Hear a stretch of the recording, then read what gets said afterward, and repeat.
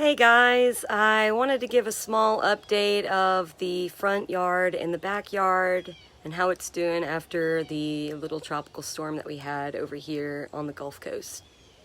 Okay guys, so I'm going to start in the front yard and give you a little tour of what's been growing here in my front and backyards. So this is the front so far.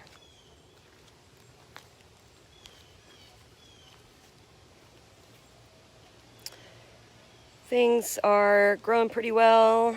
There's a lot of different stuff in this front area, and I kind of want it to be packed in as tightly as possible to keep down weed pressure, but it's still a work in progress because I want to wait and see what does pop up before I add more. So we have a lot of turmeric and gladiolas back there, lots of raspberries popping up all over the place, little ones there. Some flowers that are kind of seeding and dying out. There's more raspberries and cucumbers right there. This is, I think, galangal. Some different flowers. I think these are a type of agnacia flower, but I'm still unsure. Here is some ginger right there. I also, if you look way in there, which you can't really see, is all that is sweet potatoes back there. So, and then we have lemongrass. This is loofah vine and our native maypop passion flower vine. So it's a combination of both of those here. And then a aloe plant and lots of strawberries. So these are a Florida native variety. It's more like an alpine strawberry. It has really small strawberries that are, they get really dark red and they're really packed with flavor. They're really good. Here's some of my indoor plants.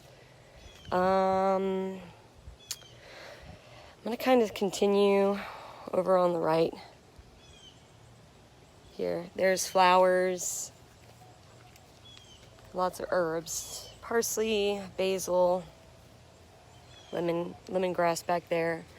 But on this side, there are a couple of differences. So there is taro growing way back there.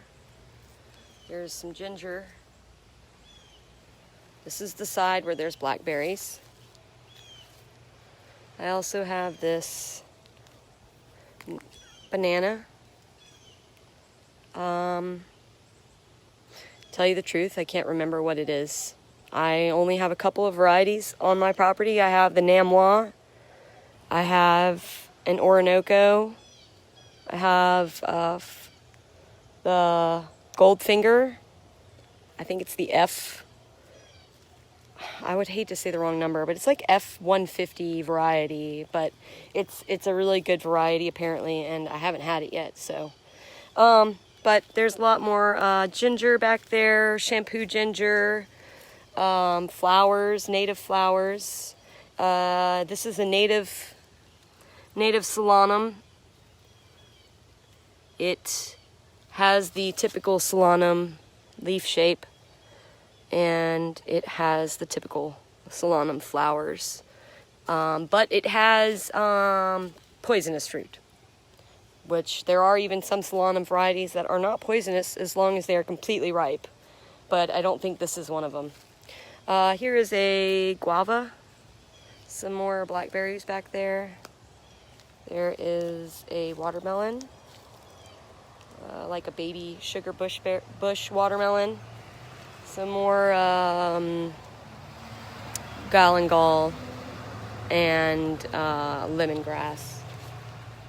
So I'm going to show you what I have over here on the edge. I'm really trying to get some things growing, and they're slow, but it's coming along. So like there's some bamboo. It's a clumping variety that's native to this area. I mean, it's probably not native, but it's local. It is from here.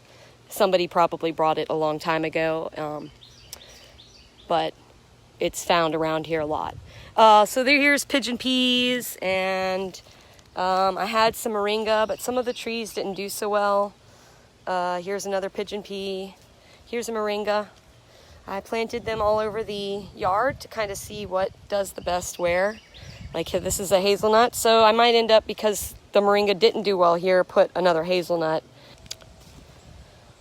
All right, so now we are on the farthest part of the property of the house. So this is about an acre. There's half of it is in the front yard and half of it is in the backyard. But right here I have a triangular bed.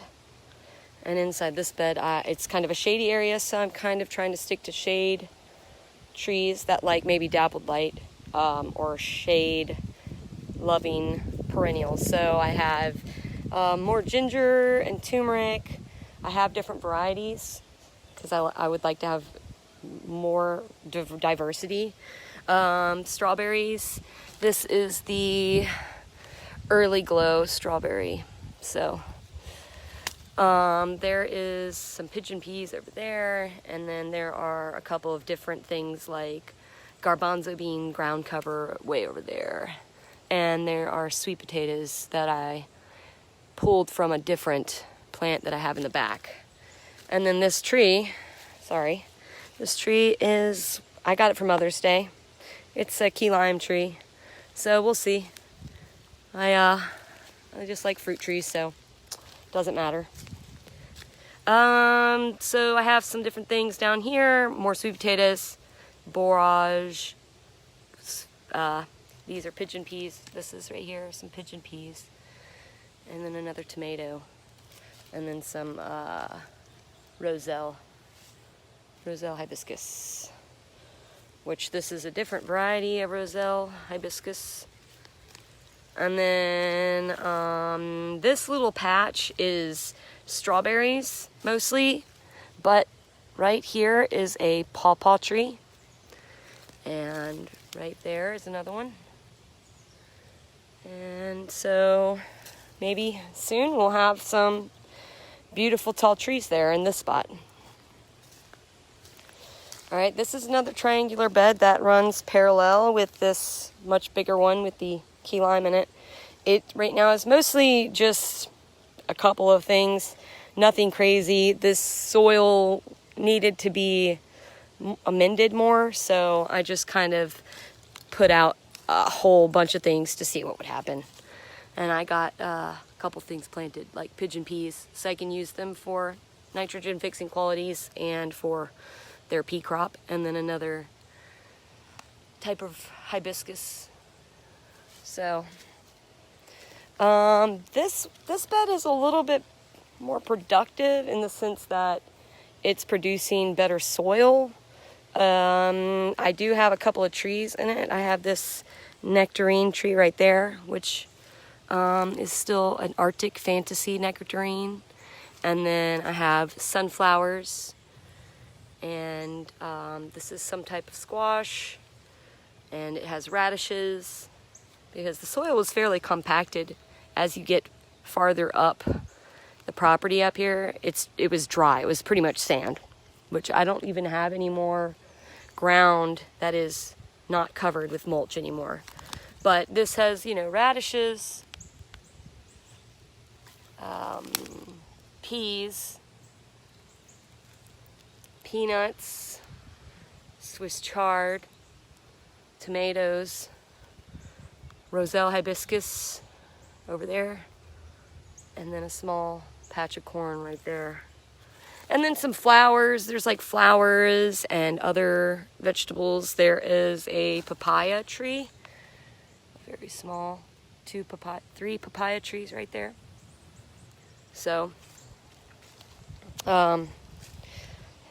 things will come. Just like right here, we have a pretty large tomato. It's actually 3 different types of tomato in one area around this reused CD rack. Somebody was throwing it out and I took it. We've got some peppers in there. Some peppers. I'm not sure what they are yet. I had so many that I lost some of the labels, so.